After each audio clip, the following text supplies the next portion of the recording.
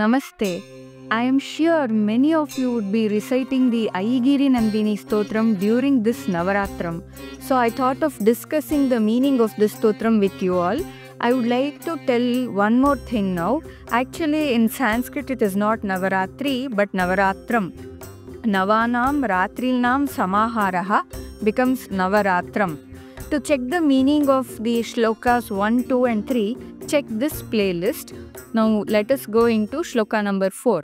Aishata khanda vikhandita runda vitundita shunda gajadhipate ripu gaja ganda vidarana chanda parakrama shaunda mrigadhipate nija bhuja danda nipatita chanda vipatita munda bhatadhipate Jaya Jaya He Mahishasuramardini Ramyakapardini Shailasute. Ai, as we saw in the first and third shloka, is just a word used to call out. Like in English, we use the word O to call someone. Then Shata, Khanda, Vikhandita, Runda, Vitundita, Shunda, Gaja, Adhipate.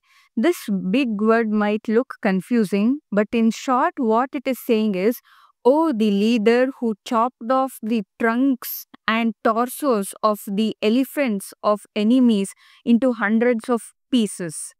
Basically, it is telling about the bravery of Devi.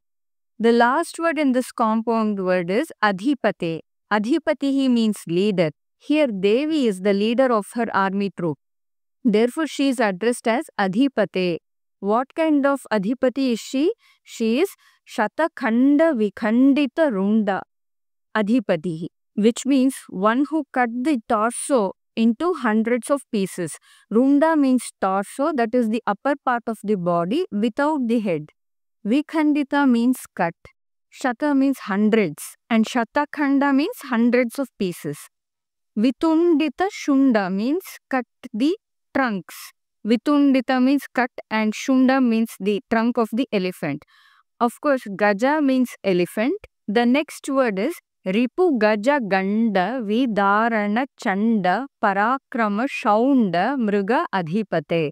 This is another big compound word, but basically what it is saying is, oh, the one who owns the lord of animals, that is lion, which is her vehicle, who is skilled in tearing open the cheeks of the enemy elephant. Mriga Adhipate is Mriganam Adhipatihi, the leader of all animals, which is the lion.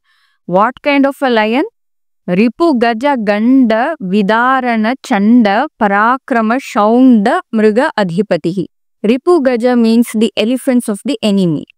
Ripuhu means enemy. Ganda means the cheek region of the elephant. Vidarana means splitting open. Chanda means fierce and Parakrama means courageous or valorous. And Shaunda means skilled. I have seen in some recitations and also in some books that it is given Shunda in the place of Shaunda. That is Ripu Gaja Ganda Vidarana Chanda Parakrama Shunda Mriga Adhipatihi. But Shunda doesn't make sense here. Shunda is trunk. Parakrama Shunda it doesn't make sense. So Shaunda is the correct one. Next, there is another compound word. Nija Bhuja Danda Nipatita Chanda Vipatita Munda Bhata Adhipate. Here again the last word is Adhipatihi, which means a leader. Bhata means soldier. So Bhatadhipatihi is the chief of soldiers, that is the army chief. Munda Bhata Adhipatihi. We also see the word Chanda in this line. So Chanda and Munda were the army chiefs of Shumbha and Nishumbha. In Durga Saptashati, which is also known as Devi Mahatmyam, there are 3 sections. In the first section, Mahakali kills Madhu and Kaitabha. In the second section, it is about the destruction of Mahishasura. And in the third section, it is about the killing of Shumbha and Nishumbha. I will very quickly tell the story. Shumbha and Nishumbha performed the great tapas and Lord Brahma appeared in front of them and said that they could ask whatever they wanted, but they cannot ask for immortality. Shumbha and Nishubha thought they were very intelligent and asked Brahma that they should not be killed by any male, be it a human, animal, or even asura male. They asked this boon thinking that women are anyhow so weak that it is not possible for a woman to kill them. It was only the men that could kill them. So they asked this and Brahma granted this boon. Then they became very powerful and started troubling everyone. Their army chiefs Chanda and Munda once saw Devi. She was so beautiful that they thought she must belong to their kings Shumbha and Nishubha. So they go to the king and tell them about Devi's beauty. Shumbha and Nishubha ask them to go and bring Devi. These two, Chanda and Munda, come to Devi and ask her to accept their king as her husband. Devi says that she will marry only the one who wins over her in the battle. Shumbha asks Chanda and Munda to forcefully bring her. At that time, Devi kills Chanda and Munda. That is why Devi gets the name Chamunda. Actually, Chanda in Sanskrit means violence or force. These are the qualities present in all of us. The degree of it might vary in everyone. We do try to force or enforce our opinion on our children or spouse or servants and subordinates. So we have to be aware of the Chanda within us. Chanda has to be replaced with divinity. So this word Nija Bhuja Danda Nipatita Chanda Vipatita Munda Bhatadhipate is saying the one who with her staff-like arms, that is rod-like arms, made the demon Chanda to fall down and also cut off the demon Munda, who are the army chiefs. Now let us look at the words in this compound word.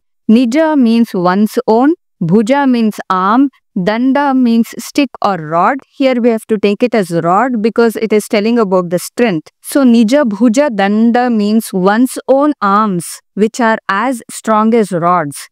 What did Devi do with her Nija Bhuja Danda? Nipatita Chanda, which is Nipatitaha Chandaha, which means Chanda was made to fall down or collapse.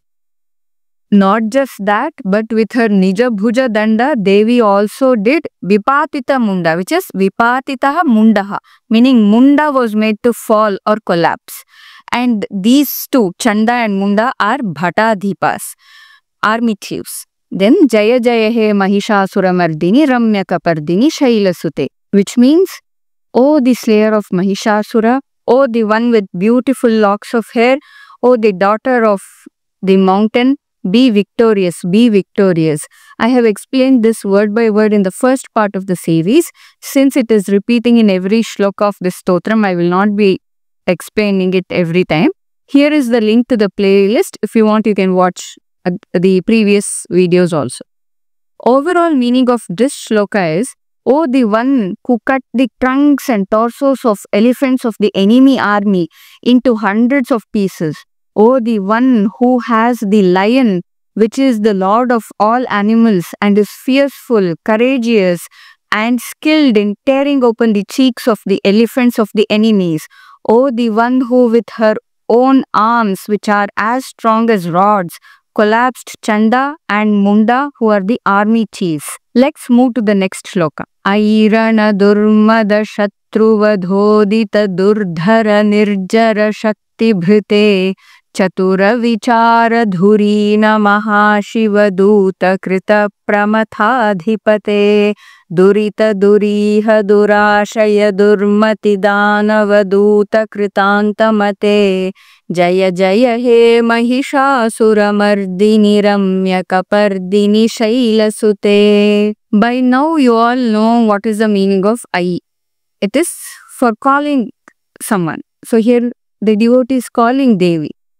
Rana Durmada Shatruvadhodita Durdhara Nirjara Shakti Bhrite. Rana means battlefield, Durmada means bad arrogance.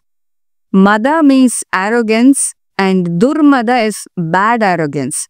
Who has this bad arrogance? The Shatru, the enemy. Vadhodita is actually Vadhaya Udita, meaning that which arose for the sake of killing. What arose for the sake of killing? Durdhara Nirjara Shakti. Here Nirjara means gods. Jara means old age, that is aging. Gods do not become old, they are always young. Therefore, they are called Nirjara. Nirjara Shakti is actually Nirjaranam Shaktihi, meaning the power of the gods. How was the power of the gods? Durdhara, meaning which cannot be controlled. The power of gods was such that nobody could restrain it. Bhrite is actually Bhrita, which means the one who held. So this whole compound word, Rana Durmada Shatru Vadhodita Durdhara Nirjara Shakti Bhrite, is actually saying, O the one who bears the unbearable powers of the gods, which emerged for the sake of killing enemies with bad arrogance in the battlefield. The poet is saying this because in Devi Mahatmyam it is mentioned that in order to empower Devi, all gods gave their special powers.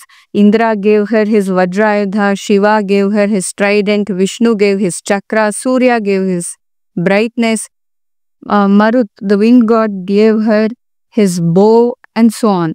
Like this, all the devas gave their special powers to her so that she can win over the demons. Next is Chatura Vichara Dhurina Mahashiva Duta Krita Pramathadhipate. Here if you see in the middle of this big compound word, it says Mahashiva Duta Krita, meaning the one who made Lord Shiva as her messenger. When did Devi make Lord Shiva as her messenger? While explaining the meaning of the previous shloka, I had discussed the story of Shumbha and Nishumbha. Initially, Shumbha and Nishumbha sent their messenger Sugriva to convey to Devi that Shumbha and Nishumbha are interested in marrying her. When she says she will only marry the one who defeats her in the war, initially Shumbha and Nishumbha send the Dhumralochana to her, but Devi kills him. Then they send Chanda and Munda. Devi kills them also. That is why she gets the name Chamunda. Then they send lots of Asuras. Devi kills them. Even after all this, Devi was so kind that she sends a message to Shumbha and Nishumbha through Lord Shiva. She tells them to give back whatever they had snatched from the Devas and to go back to Patala Loka if they want to be alive. Arrogantly, if you want to fight, then be ready to die. That was the message she sent. They don't listen to her and they send Raktabijasura. That is mentioned in the next shloka. So at this instant, she made Lord Shiva as her messenger. That is what the poet is saying here. And what kind of a messenger was Lord Shiva? He was Chatura Vichara Dhurinaha. Chaturaha means intelligent, clever.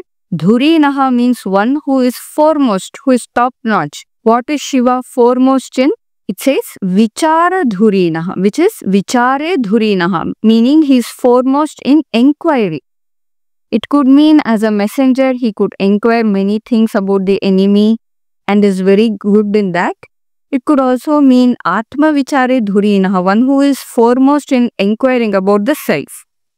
Pramathadhipatihi means the leader of destruction. Here Devi is the leader of destruction of enemy forces. So Chatura Vichara Dhurina Mahashiva Duta Kritak Pramathadhipate means, oh, the one who is the leader of destruction of enemy forces and who had Shiva as an efficient messenger, who was clever and foremost in thinking. Then Durita Duriha Durashaya Durmati Danava Duta Kritantamate. Here Kritantamatihi means one who made up the mind, one who made the final decision. Because of whom did she make up her final decision? Because of Danava Duta, because of the messenger of the Danavas. In this case, it was Sugriva who was the messenger of Shumbha and Nishumbha, who brought the message of Shumbha and Nishumbha and asked Devi to marry one of them. What kind of a messenger was this Sugriva? He was Durita Duriha Durashaya Durmati. Durita means sinful, Duriha means one whose actions are bad, Iha means action, so Duriha means one whose actions are bad. Durashayaha means one whose intentions are bad. Durmatihi, one who has a bad mind, that is bad thoughts.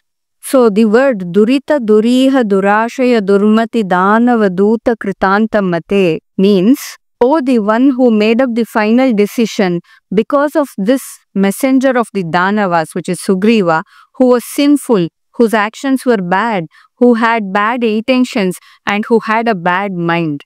The main thing here is we have to check if we have such negativities in us. If so, then we have to bring in more divinity in us in order to remove them. The last line is Jaya Jaya He Mahishasura Mardini Ramyaka Pardini Shailasute, which is the same. Overall meaning is, O the one who bears the unbearable powers of the gods which emerged for the sake of killing enemies with bad arrogance in the battlefield, O the one who is the leader of destruction of enemy forces and who had Shiva as an efficient messenger who was clever and foremost in thinking. O the one who made up the final decision because of this messenger of Danavas, Sugriva, who was sinful, whose actions were bad, who had bad intentions, and who had a bad mind. O the slayer of Mahishasura, the daughter of the mountain, and the one with beautiful locks of hair, be victorious, be victorious. I will continue with the next shlokas in the next video. Please do share this video with interested people. Do not forget to hit the like button if you liked this explanation. Agrime Chitre Melitasmi Namo Namah.